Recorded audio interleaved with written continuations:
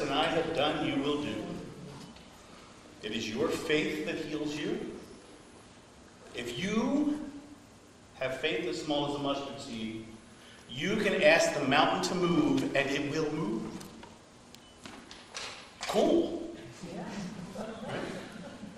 That last statement I just said, really interesting statement, because if you think about it, what most religious people think is that statement says, if you ask me, I'll move it for you. Right? It doesn't say that. It says, if you have faith as small as a mustard seed, you can ask the mountain to move, and it will move. Everything is possible. There is only one person who can tell you your potential. That's you. You are the avatar of your experience. Now, I'm not saying you're a little blue guy on some alien planet in a big blockbuster movie right now. Avatar means a representation of God on earth. You are the representation of God on earth. Chuck earlier said, in the Kabbalah says, it talks about the splintering of God, and us being parts of the splintering of God. It's true. We are each a part of God. We are each at one with the whole. As we go through our lives, it's a very interesting thing. I've had a very amazing experience in the fact that I had 19 different psychics tell me about my past life as John the Beloved Apostle. Right? It wasn't until I went and had my regression that I really began to embrace that. Now, most people when they get regressed, they go down for about 20 minutes. I went down for an hour and a half.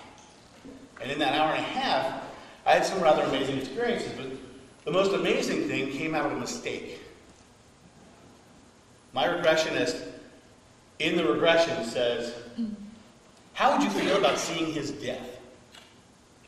Now, for those of you who haven't had a regression before, this is a normal thing for regressionists to do. They try to lead you to the end of the life so that you can experience the trauma of it, so that you can go, so you can feel the emotion, so you know that it's real.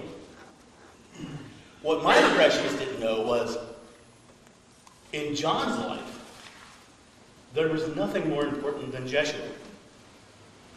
And so I was led directly to the crucifixion. And so I was sitting there witnessing the crucifixion. And if you ever want to hear someone going through a very traumatic experience, my regression is out there on CD. That's the actual regression. I've only had one. But that regression, you will hear me go through the process of seeing my friend on the cross, seeing him whipped and then crucified. So in her mind, as the regressionist, she thought I was witnessing my own death. Because all she had in the room was me having an emotional experience. Then she said the next day, you can talk to him on the other side, thinking that I was going to reconcile my life of John the Beloved with the life of John Davis. So here I was looking at the death of Jeshua. You can talk to him on the other side. My regression ended up with 40 minutes of me having an in-time conversation with Jeshua and his mother.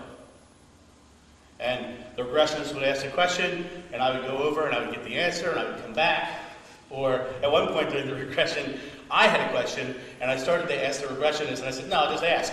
And I went back, and I asked, and I came back with my own answer. The interesting thing about the regression and the message that came across was, she asked the question, what is the message to get out to the world?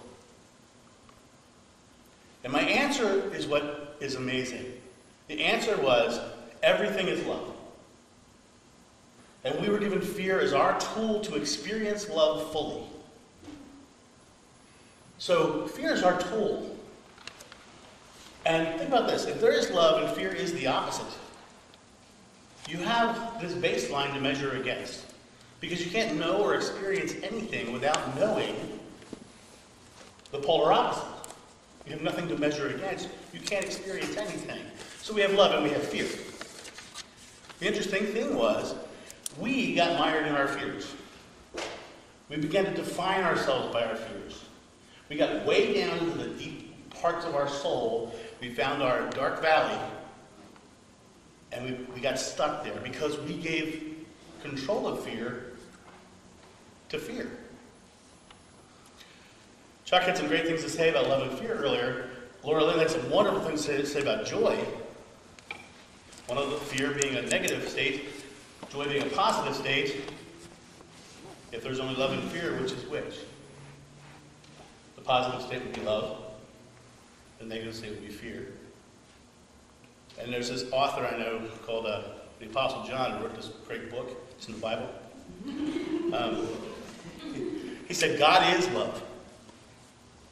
God is love. And love is that positive state. Love is that joy. Love is that expression. So, in your experience, when you are feeling that negative state in your body, in this present moment you're feeling a negative state in your body, you are actually experiencing the residual of your fear. When you allow yourself to shift to a positive state, you are actually touching the divine source. Right there. That joyful meditation that we did earlier. What a beautiful meditation. You found that place of joy. You began to tingle in your body. That tingle is the source that broke apart and became the sparks that the Kabbalah talks about. That source is the enlightened part of us that is connected to all. You know, one of the wisest people I know is named Kynan Davis. He's my 6-year-old son. And the other day, we were driving to school, and we're on our way to school.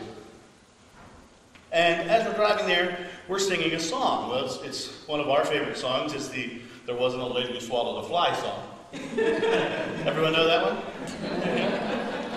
What happens is, she swallows a fly, she decides she needs to get the fly, so she swallows a bird. And then the bird goes in, and then she swallows a spider. And then a bird, then a cat, then a dog, then a goat, then a cow, then a horse. And the song ends, of course, it says, she swallowed a horse, she's dead, of course. Right? Well, Kynan and I have a little game we play. We keep making it bigger. So I asked him, what's bigger?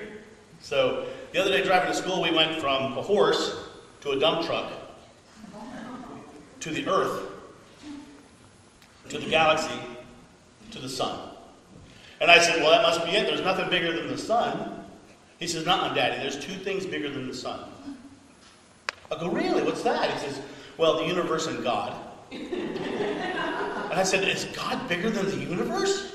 He says, yes, because he told me he's everywhere. And I said, is he in my cup of coffee? He said, no. I said, he said, but he's in you and he's in everyone. And we control the God part inside of us. We control the God part inside of us. So I realized at that moment, God is within every one of us, but not in coffee.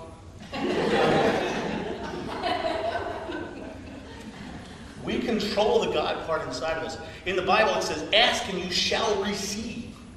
Ask and you shall receive. Right? You're the one asking. You're the one in control. In that situation, God says, ask, and sits there and he waits. Why'd you ask for that? All right, bam. See, we tend to ask out of our fear. We tend to ask from the fears that we have established as who we are. Right? I don't want to have bills this month. Guess what's coming? Right? Because when you ask in a negative vibration, it's going to bring it to you faster because there is only love, and God says, oh, they're focused on bills. Let's give them bills. Right? Kynan's mother and I